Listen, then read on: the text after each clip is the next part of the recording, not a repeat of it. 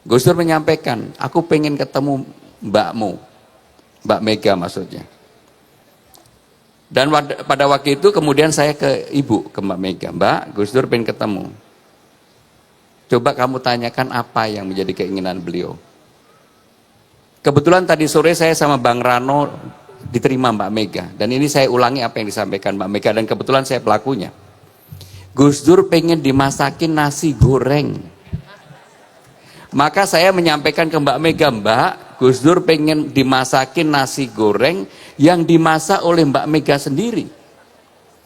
Dan saya menjadi saksi dimasak sendiri oleh Ibu di Kebagusan. Akhirnya bertemulah dengan Ibu Mega setelah sekian waktu Gus Dur tidak bertemu dengan Bu Mega. Dan ini permintaan Gus Dur menunjukkan begitu jembar hatinya Gus Dur. Begitu luasnya.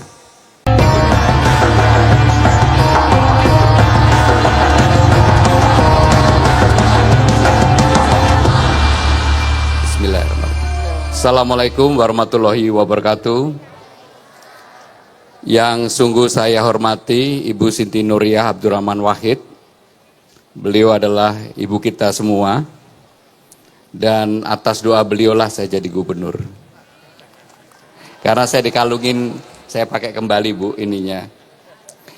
Jadi cukin ini yang dari Ibu Bu, saya pakai kembali ini. Para kiai, alim ulama, tokoh masyarakat, tokoh agama, dan para menteri yang hadir, yang mohon maaf tidak bisa saya sebutkan satu persatu. Saya mengenal Gus Dur dari dekat sejak tahun 86. Ketika saya menjadi ketua Dewan Mahasiswa ITB yang disebut dengan FKJ pada waktu itu, kami sering berdiskusi, berinteraksi dengan Gus Dur pada waktu itu. Hari ini saya akan menyampaikan 3 hal. Bukan karena nomor saya nomor 3, tapi 3 hal. Yang pertama, saya ingin menyambung pasal yang disampaikan oleh Mbak Khofifah yang menjadi gubernur Jawa Timur. Padahal Gus Dur sebelumnya, beliau menyampaikan bahwa Mbak Mega maju sebagai calon wakil presiden tahun 99 atas permintaan Gus Dur dan atas perintah Gus Dur, dan dilakukan oleh fraksi PKB pada waktu itu. Kebetulan sayalah yang menyiapkan administrasinya. Karena tidak ada yang mau pada waktu itu untuk menyiapkan, saya ditugaskan oleh almarhum Pak Taufik dan Ibu Mega untuk menyiapkan. Jadi apa yang disampaikan oleh Mbak Khofifah pada waktu itu, saya ingin menyambungkan pasalnya bahwa itu benar. Sepenuhnya adalah arahan dan permintaan Presiden Abdurrahman Wahid pada waktu itu. Itu yang pertama. Yang kedua, saya juga menjadi saksi ketika Gus Dur dan Mbak Mega yang pada waktu itu dalam kondisi yang berseberangan dan agak sulit untuk dipersatukan, tiba-tiba Mas Taufik menghubungin saya, almarhum, Pram, Gus Dur pengen ketemu. Pada waktu itu saya udah menjadi sekjen partai, Gus Dur pengen ketemu. Dan saya akhirnya dengan Mas Taufik dan salah satu pengusaha, mohon maaf saya tidak sebutkan namanya, tapi pengusaha ini sangat terkenal sekali, yang dekat dengan Gus Dur dan juga dekat dengan Mbak Mega. Gus Dur menyampaikan, aku pengen ketemu mbakmu, Mbak Mega maksudnya. Dan pada waktu itu kemudian saya ke ibu, ke Mbak Mega, Mbak, Gus Dur pengen ketemu. Coba kamu tanyakan apa yang menjadi keinginan beliau. Kebetulan tadi sore saya sama Bang Rano diterima Mbak Mega. Dan ini saya ulangi apa yang disampaikan Mbak Mega, dan kebetulan saya pelakunya. Gus Dur pengen dimasakin nasi goreng. Maka saya menyampaikan ke Mbak Mega, Mbak, Gus Dur pengen dimasakin nasi goreng yang dimasak oleh Mbak Mega sendiri. Dan saya menjadi saksi dimasak sendiri oleh Ibu di Kebagusan. Akhirnya bertemulah dengan Ibu Mega setelah sekian waktu Gus Dur tidak bertemu dengan Bu Mega. Dan ini permintaan Gus Dur menunjukkan begitu jembar hatinya Gus Dur. Begitu luasnya Gus Dur.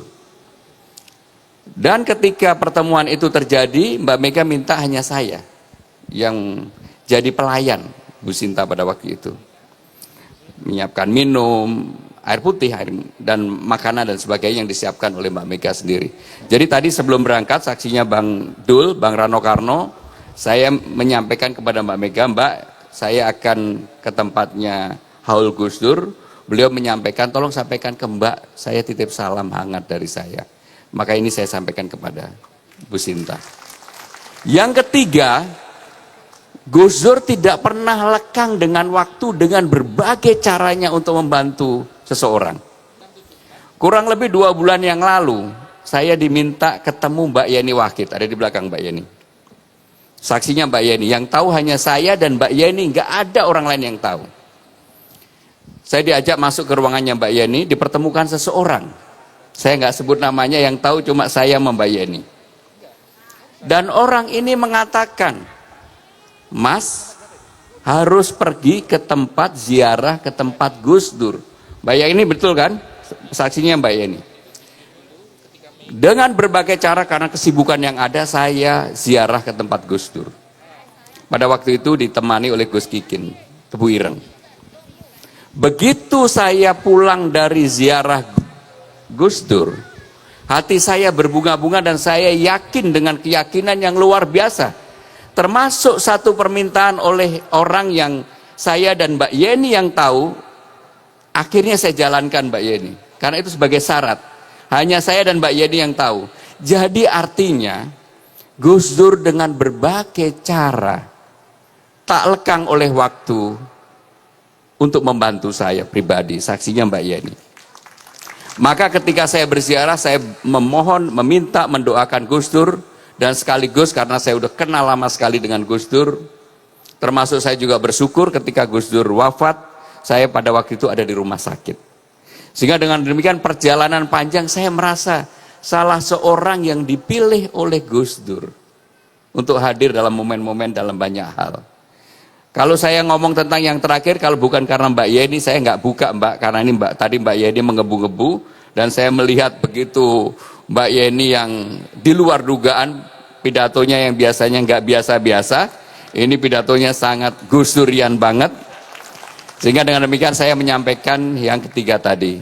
Ibu Sinta, Bapak Ibu sekalian, sekali lagi terima kasih. Dan kita semua mendoakan Gus Dur, semoga apa yang menjadi peninggalan Gus Dur, apa yang diperjuangkan oleh Gus Dur, mudah-mudahan kita bisa teruskan bersama. Terima kasih. Wassalamualaikum warahmatullahi wabarakatuh. Waalaikumsalam warahmatullahi wabarakatuh.